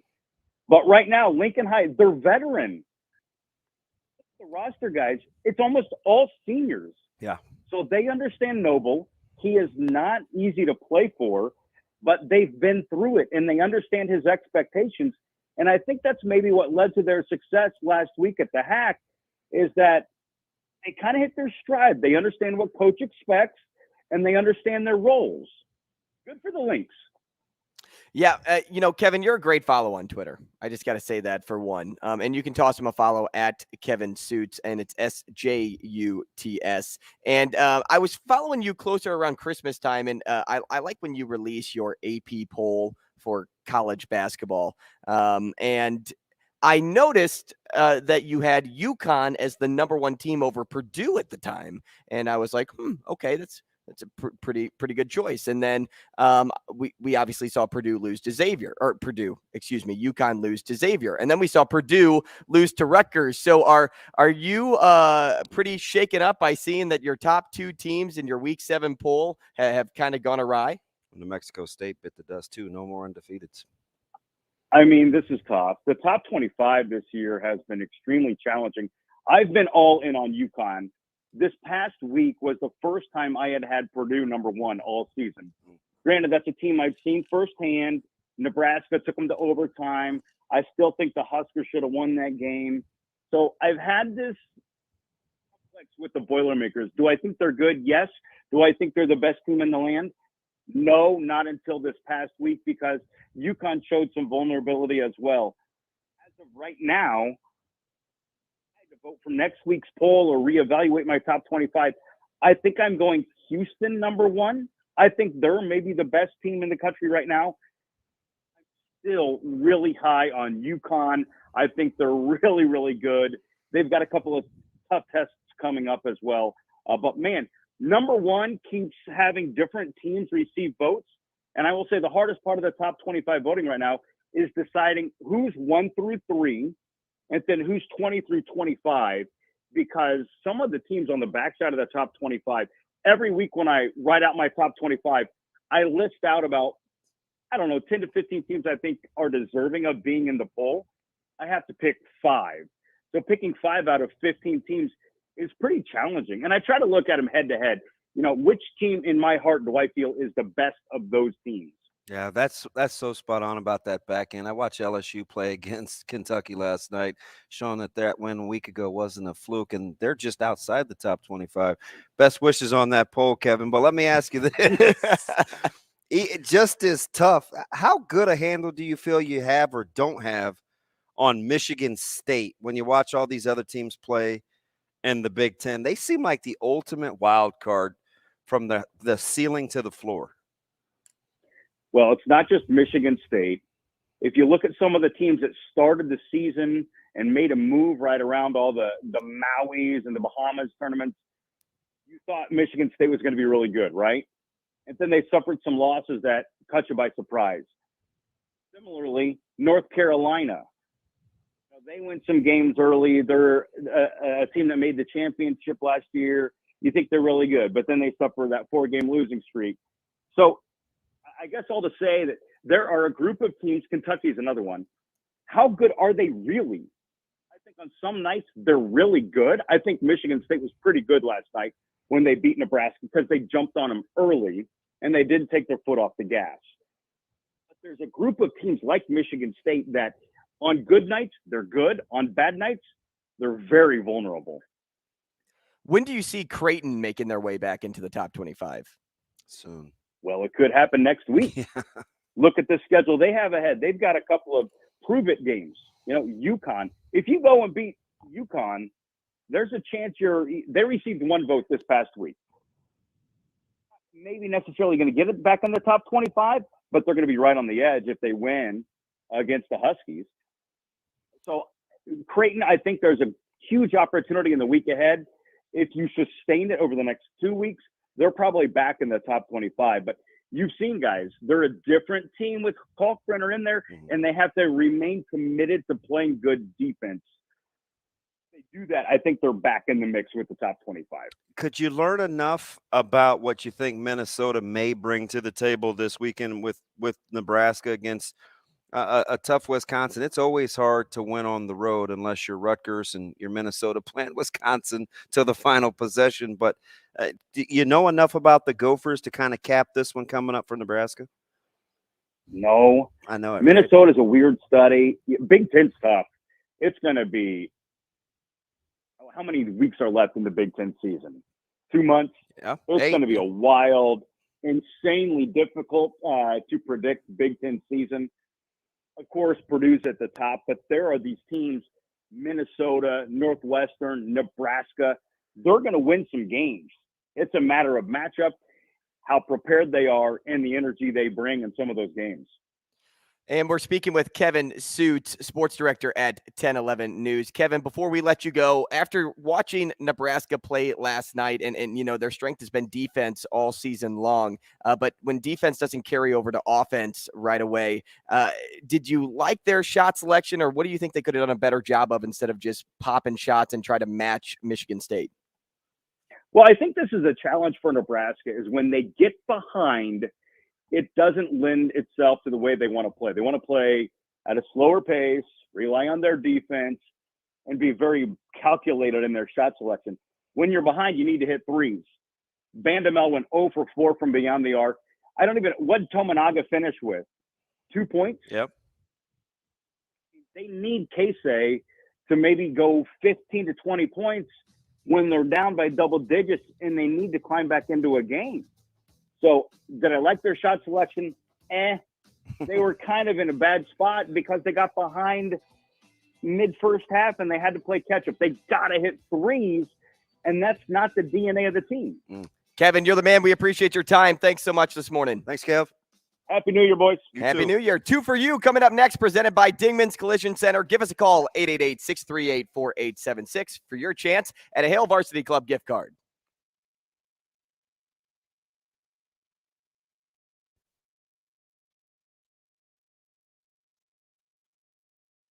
Rogers and Benning will be back in 4 minutes.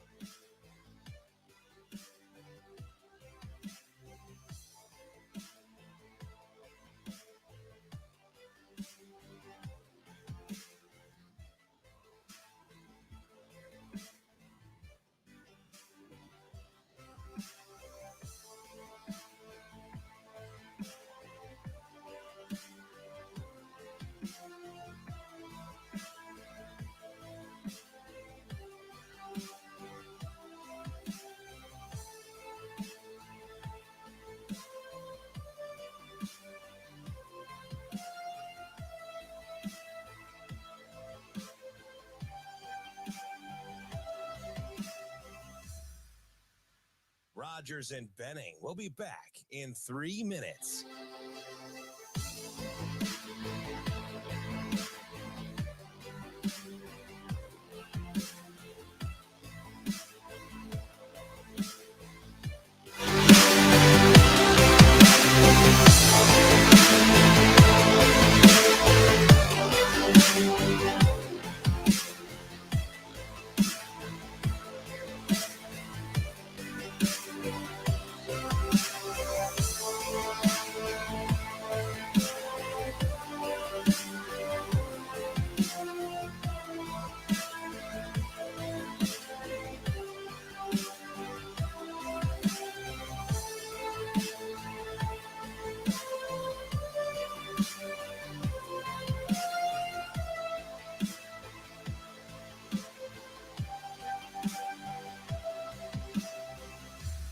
Rogers and Benning will be back in 2 minutes.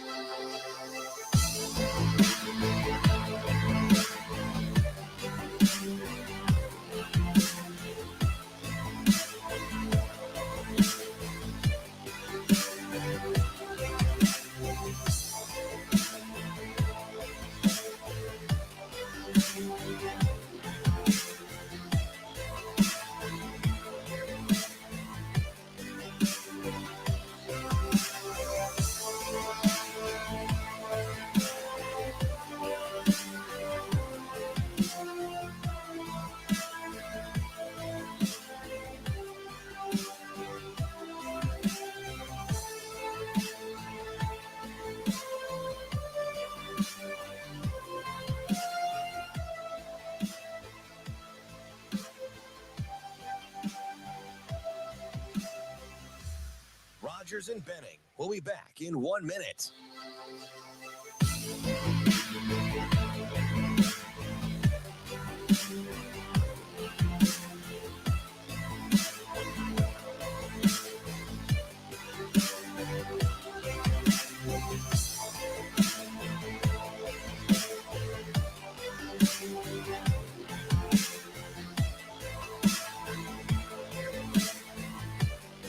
Rogers and Benning will be back in 30 seconds.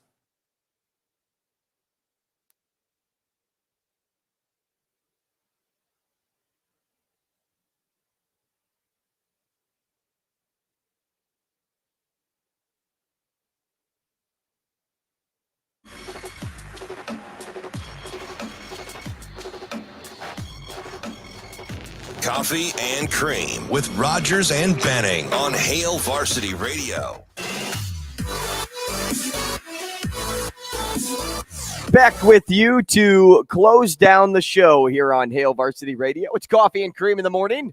Alongside Damon Benning, Andrew Rogers, live from the H&H Chevrolet stage at Hail Varsity Club. Did you see something interesting, or were you just puckering your lips like that for no particular reason? No, but I'm always thinking. You're always thinking about a few different things. Always thinking. Hey, we need your calls. If I given the opportunity, I would always just play it safe, right? I just think that should be kind of like when I'm dealing. If with you had a T-shirt, just play it safe. Play it safe. That's it. But it is what it is. You're not a risk taker at all. Well, apparently, some are. Ready, bro? We're ready. Hey, Chris, thumbs up, buddy. Thumbs up. My man was out there in the car, just getting it out there. High five for high five to our dude, right? That's an Hurrdat. Hey, we're playing 2 for you. We need your calls, though, 888-638-4876, so we can give away prizes. We'll play the game regardless, but if you want a prize, you have to call to be eligible to win. It's presented by Dingman's Collision Center, serving the city of Omaha for over 25 years. Go to dingmans.com to schedule an estimate today. Nice work there, Shaner. They've been in business, like I said, for over 25 years. They're family-owned and family-run.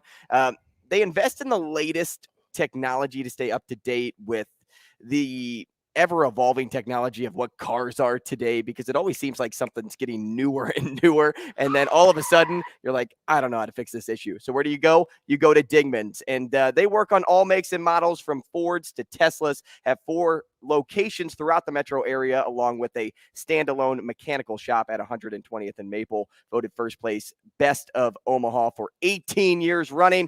Go to Dingman's Collision Center. They'll get you hooked up. And you know me, I hit deer all the time, so I'm going to have to go in there at least in the next few weeks. I tell you what, they fixed my vehicle before, and I coach Boyd Dingman's grandson, Ty, at Westside, who is ultra fast.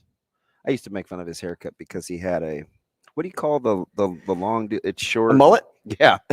And he rocked that bad boy to the fullest. I feel like the mullets are back. Are they? Yeah, I think so. I see a lot of our guys, Vogelek and those guys were kind of rocking the mullet, but shoot, man, they're back.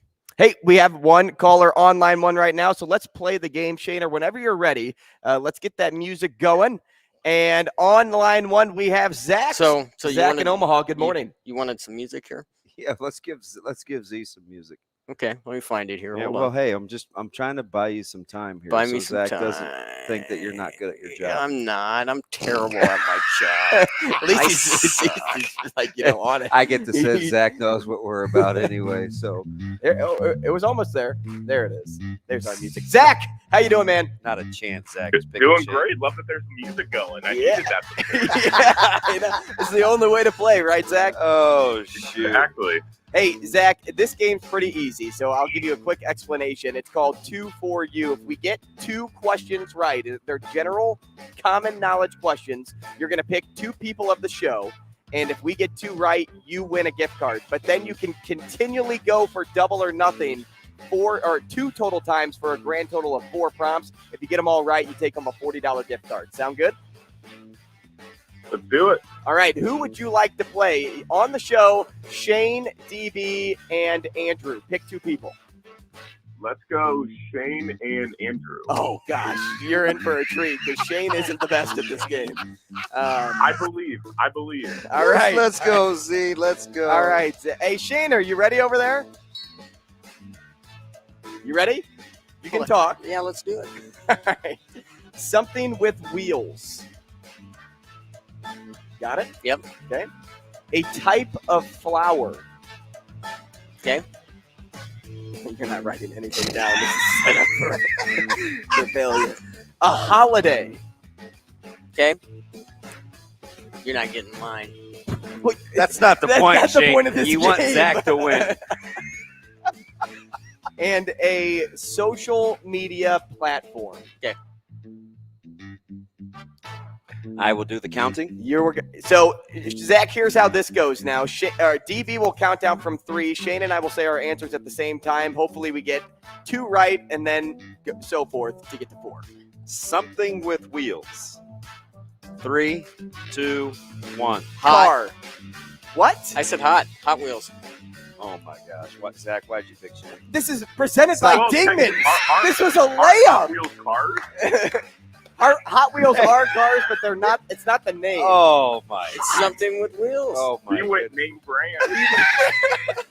See, I love it because you went with Shane. I don't know why, but what's question number 2? A type of flower. A type of flower. 3, 2, 1. Rose. Sunflower. Okay. At least you got. Okay. It should be. We gotta get Zach one. We gotta get Zach one here. Don't try to make yourself feel better about using hot. Here we go. A holiday. 3, 2, 1. Christmas. That a boy, Shane. All right, You're so there. Zach's got You're he's there. at least guaranteed All right, a Zach. $10 gift certificate. Can he roll the dice?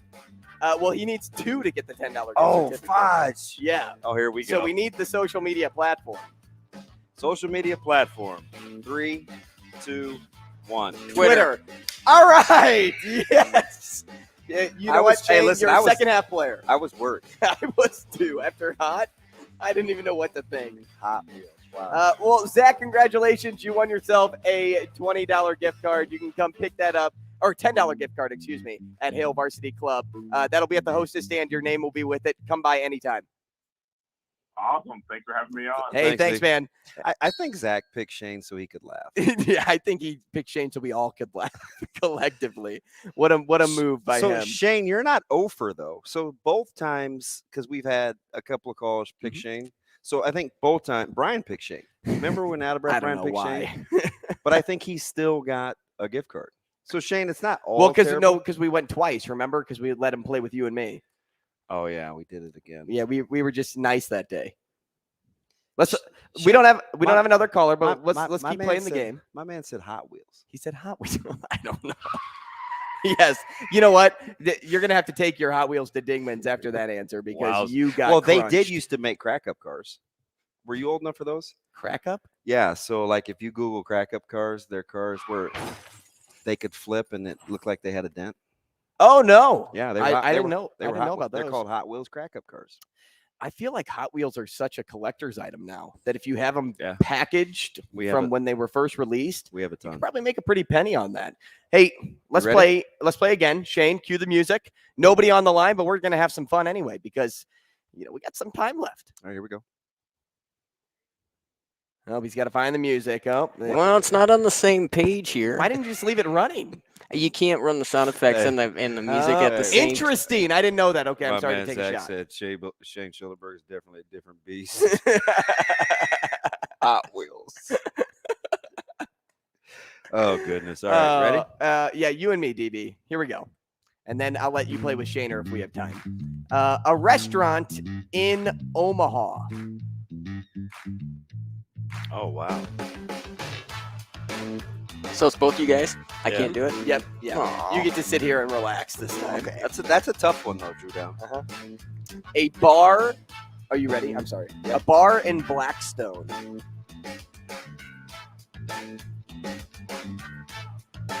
Okay. A local spot in Old Market. There's no way. And a 2022 College World Series team. I don't have the Blackstone one A bar yet. in Blackstone? So specific because I need to know where you're counting the exact area. I just think like that main stretch of road, like the main street of Blackstone. Okay. All right, you ready? Yeah. This is not going to be good. All right, a restaurant in Omaha. 3, 2, 1. Hale Cheesecake Varsity Party. Club. Hale Varsity Club. Yep. That was a true head-on collision there. Okay. We T-boned because this was the layup. Okay. I'll own that one, maybe. All right, a bar in Blackstone. 3, 2, 1. Crescent Social. Moon. Darn. Okay. That's tough. That one was a tough one. A local spot in Old Market. 3, 2, 1. Billy Ted and Frogs. Wally's. And I love Ted and I Wally's. know you do. That's why I played that card. I love Ted and Wally's. Oh, We man. are over. And a 2022 College World Series team. 3, 2, 1. Ole Miss.